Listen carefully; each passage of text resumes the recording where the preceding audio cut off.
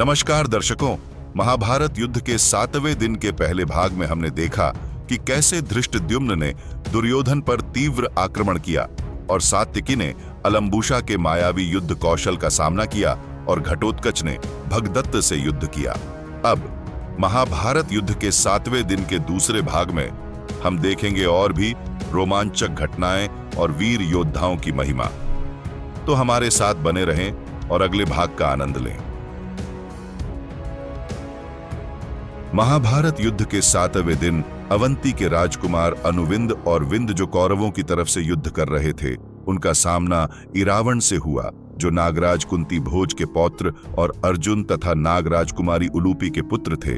अवंती के 2 राजकुमार जो महान धनुर्धर और अत्यंत शक्तिशाली योद्धा थे, इरावण को देखते ही उसके खिलाफ युद्ध के लिए आगे बढ़े। उनके बीच जो युद्ध हुआ वह इतना भयानक था कि रोंगटे खड़े हो जाएं। क्रोध से उत्तेजित इरावण ने उन 2 देवतुल्य भाइयों को तीखे और सीधे बाणों से घायल कर डाला, परंतु उन दोनों योद्धाओं ने, जो सभी युद्ध कौशल में निपुण थे, उसे भी पलटवार में कई बाणों से घायल कर दिया। वे अपने शत्रु को मारने के लिए पूरी कोशिश कर रहे थे और एक दूसरे की युद्ध कला का मुकाबला करने के लिए तत्पर थे, इसलिए उनके बीच कोई भेद नहीं किया जा सकता था। फिर इरावण ने 2 तीखे चौड़े सिर वाले बाणों से अनुविंद का धनुष और ध्वज काट डाला। यह करतब अत्यंत अद्भुत प्रतीत हुआ। इसके बाद अनुविंद अपने रथ को छोड़कर विंद के रथ पर चढ़ गया। एक उत्कृष्ट और मजबूत धनुष लेकर अनुविंद और उसका भाई विंद, दोनों अवंती के प्रमुख रथी, एक ही रथ पर खड़े होकर उच्चात्मा इरावण पर बाणों की बौछार करने लगे। उनके द्वारा छोड़े गए सोने से सज्जित वे तीव्र बाण आकाश को ढकते हुए तेजी से उड़ रहे थे। फिर क्रोध से उत्तेजित इरावण ने उन महाबली रथियों पर बाणों की वर्षा की और उनके सारथी को मार गिराया। जब सारथी जीवन से वंचित होकर जमीन पर गिर पड़ा तो घोड़े बिना नियंत्रण के रथ को लेकर भाग गए। उन दोनों योद्धाओं को पराजित करने के बाद इरावण ने अपने पराक्रम का प्रदर्शन करते हुए धृतराष्ट्र की सेना को तीव्रता से नष्ट करना शुरू कर दिया। धृतराष्ट्र की विशाल सेना, जो इस प्रकार युद्ध में मारी जा रही थी, विभिन्न दिशाओं में ऐसे बिखरने लगी जैसे किसी भारी तूफान में कागज की नावें बहती हों। अब हम रुक करेंगे शल्य और नकुल तथा सहदेव के बीच हुए युद्ध के बारे में। मद्रदेश के शासक शल्य अपने बहन के पुत्रों पांडव जुड़वां भाइयों नकुल और सहदेव के साथ युद्ध में भिड़ गए। उन्होंने पांडु के उन पुत्रों पर भारी आक्रमण किया। तब सहदेव ने अपने मामा को युद्ध में देखकर उन पर बाणों की वर्षा करने लगे। फिर महान रथी शल्य ने नकुल के रथ पर प्रचंड आक्रमण किया। अपने कौशल और ताकत का प्रदर्शन करते हुए शल्य ने पहले नकुल के रथ के पहियों को निशाना बनाकर बाण चलाए, जिससे रथ अस्थिर हो गया। इसके बाद शल्य ने एक अचूक बाण चलाया जो नकुल के सारथी को भेदता हुआ उसकी छाती के पार हो गया, जिससे वह तुरंत मृत्यु को प्राप्त हो गया। नकुल, जो कि महान रथी थे, जल्दी से अपने रथ के नष्ट होने पर कूदकर अपने भाई के रथ पर चढ़ गए। तब महान पराक्रमी सहदेव क्रोध से उत्तेजित होकर एक शक्तिशाली बाण लेकर मद्रदेश के शासक की ओर दौड़े और उस पर बाण चलाया। वह बाण गरुड़ के वेग से युक्त होकर मद्रदेश के शासक को बेधकर पृथ्वी पर गिर पड़ा। तब वह महान रथी गहराई से घायल और अत्यधिक पीड़ा में अपने रथ की छत पर बैठ गए और बेहोश हो गए। शल्य को इस प्रकार जुड़वां भाइयों द्वारा पीड़ित, बेहोश और रथ पर पड़ा देखकर कौरव सैनिक उन्हें युद्ध क्षेत्र से दूर ले गए। मद्रदेश के शासक का रथ युद्ध से पीछे हटते हुए देखकर धृतराष्ट्र के सभी योद्धा निराश हो गए और सोचने लगे कि उनका अंत आ गया है।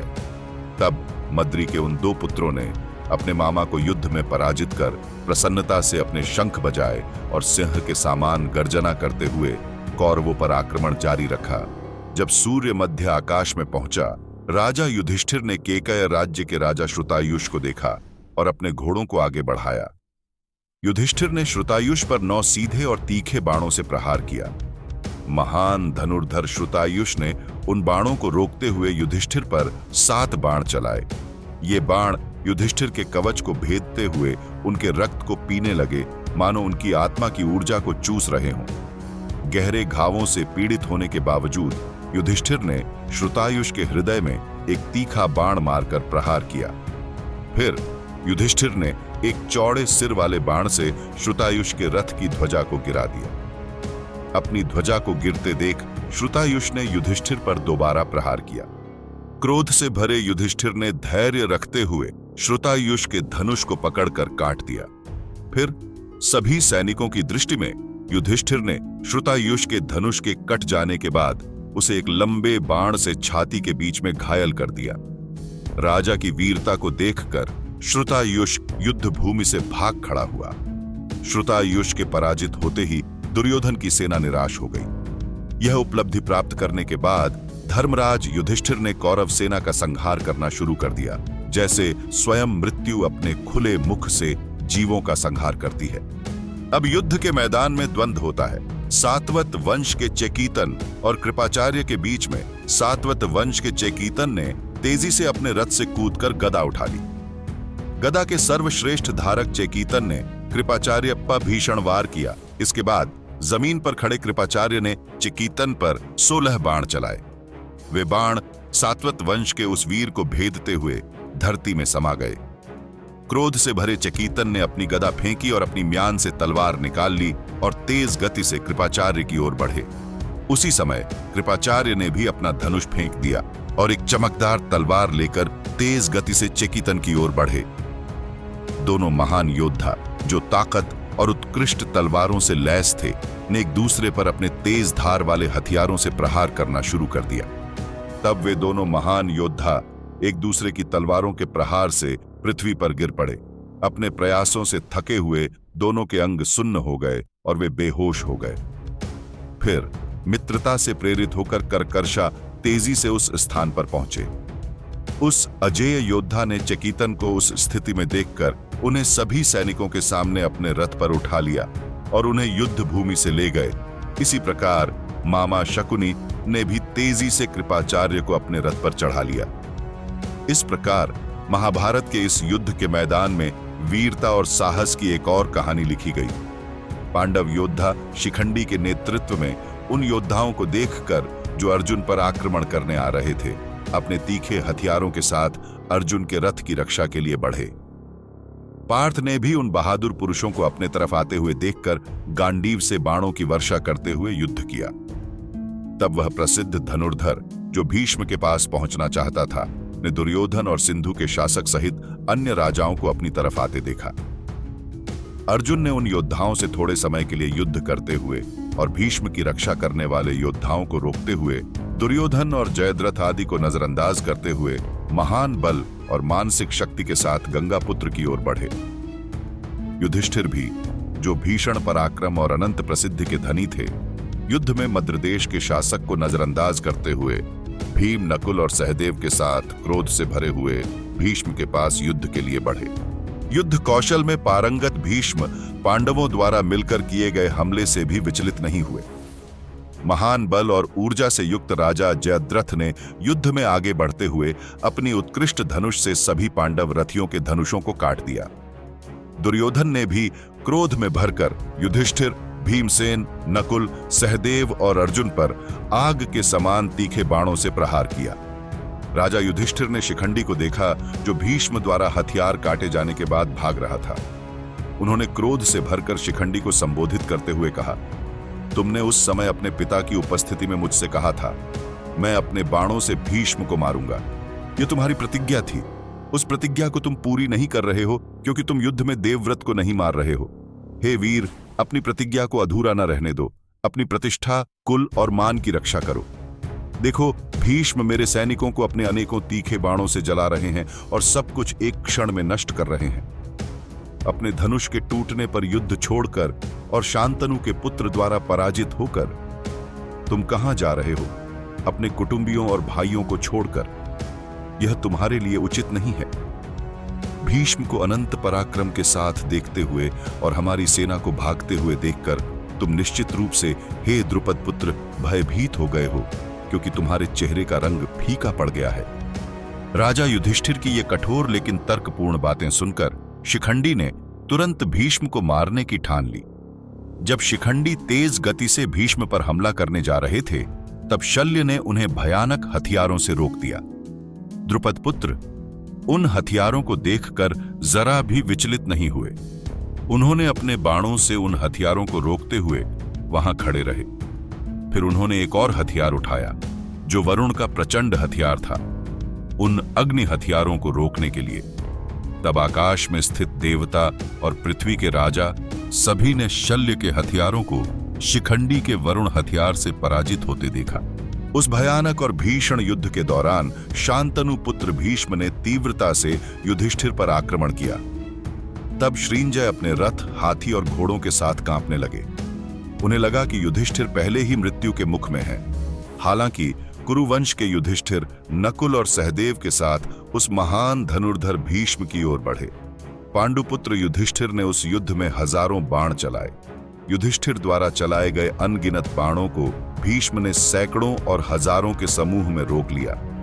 भीष्म ने भी अनगिनत बाण चलाए, जो हवा में उड़ते हुए कीड़ों की तरह दिख रहे थे। क्रोध से भरे युधिष्ठिर ने भीष्म पर एक लंबा बाण चलाया, जो विषैले सांप के समान था। लेकिन महान रथी भीष्म ने उसे अपने घोड़े की नाल वाले बाण से काट डाला। उस बाण को काटने के बाद भीष्म ने युधिष्ठिर के सुनहरे सजे हुए घोड़ों को मार डाला। इसके बाद पांडुपुत्र युधिष्ठिर ने अपने रथ को छोड़कर नकुल के रथ पर चढ़ गए। फिर भीष्म ने क्रोधित होकर युद्ध में नकुल और सहदेव को बाणों से घायल कर दिया। यह देखकर कि उनके भाई भीष्म के बाणों से पीड़ित हो रहे हैं, युधिष्ठिर ने भीष्म को मारने की तीव्र इच्छा जताई और अपने दोस्तों और शासकों से कहा, शांतनु के पुत्र भीष्म को मिलकर मार डालो। तब सभी शासकों ने युधिष्ठिर के इस आदेश को सुनकर अपने रथों के बड़े समूह के साथ भीष्म को चारों ओर से घेर लिया। देवव्रत ने तब अपने धनुष के साथ खेलते हुए कई महान रथियों को गिरा दिया। युद्ध में गर्जना करते हुए और अपने बाणों से बहादुर योद्धाओं के दिलों में डर डालते हुए कौरवों ने भीष्म को एक शेर के समान देखा। भीष्म ने युद्ध में रथियों के सिर काट दिए, जैसे एक कुशल व्यक्ति पत्थरों से पके हुए फल को गिराता है। योद्धाओं के सिर जमीन पर गिरते हुए जोर की आवाज पैदा कर रहे थे, जो पत्थर की बौछार की तरह थी। उस भयानक युद्ध के दौरान सभी सैनिकों में बड़ी उलझन फैल गई, जिससे दोनों सेनाओं की पंक्तियां टूट गईं। योद्धा एक दूसरे को चुनौती देते हुए व्यक्तिगत रूप से लड़ने लगे। फिर शिखंडी ने भीष्म को देखा और उन पर धावा बोला। शिखंडी की स्त्रीत्व को याद करते हुए भीष्म ने उसे नजरअंदाज किया। फिर भयानक युद्ध शुरू हुआ, जिसमें रथ और हाथी एक दूसरे से उलझ गए। वह दिन का वह समय था जब सूर्य मध्य रेखा के पार था। फिर पांचाल के राजकुमार धृष्टद्युम्न और महान रथी सात्विकी ने अपने बाणों और भालों की बौछार से कौरव सेना को बुरी तरह प्रभावित किया। इन दोनों ने अनगिनत बाणों से कौरव योद्धाओं को युद्ध में मार गिराया। विनाश के बावजूद कौरव सेना ने युद्ध नहीं छोड़ा और सम्मानजनक संकल्प लेकर युद्ध में डटे रहे।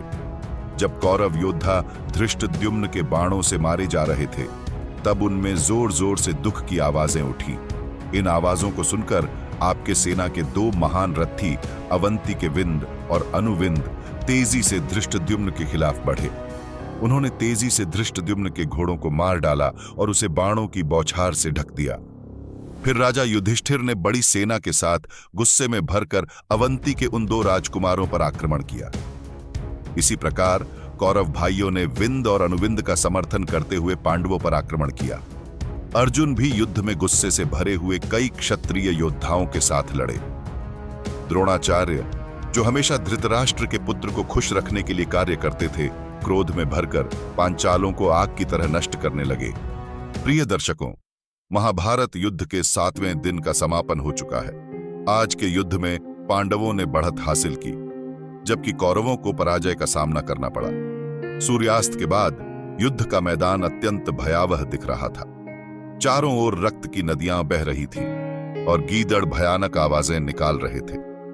राक्षस और पिशाच हर तरफ दिखाई दे रहे थे, जो इस विनाशकारी युद्ध की गवाही दे रहे थे। मैदान में योद्धाओं के कटे हुए सिर और अंग बिखरे हुए थे। चारों ओर अराजकता और भय का माहौल था और दोनों सेनाओं के थके हुए योद्धा, हाथी और घोड़े अपनी जगहों पर सो गए थे। आज के युद्ध में पांडवों ने अपनी शक्ति और वीरता से कौरवों पर बढ़त हासिल की। भीष्म और दुर्योधन ने अपनी सेनाओं का नेतृत्व करते हुए डटकर मुकाबला किया, लेकिन पांडवों का पराक्रम आज का दिन उनके पक्ष में कर गया। आप सभी का धन्यवाद इस एपिसोड को देखने के लिए। कृपया हमारे चैनल इंडो सागा को लाइक, शेयर और सब्सक्राइब करें ताकि आप महाभारत के अगले रोमांचक एपिसोड का भी आनंद ले सकें। धन्यवाद।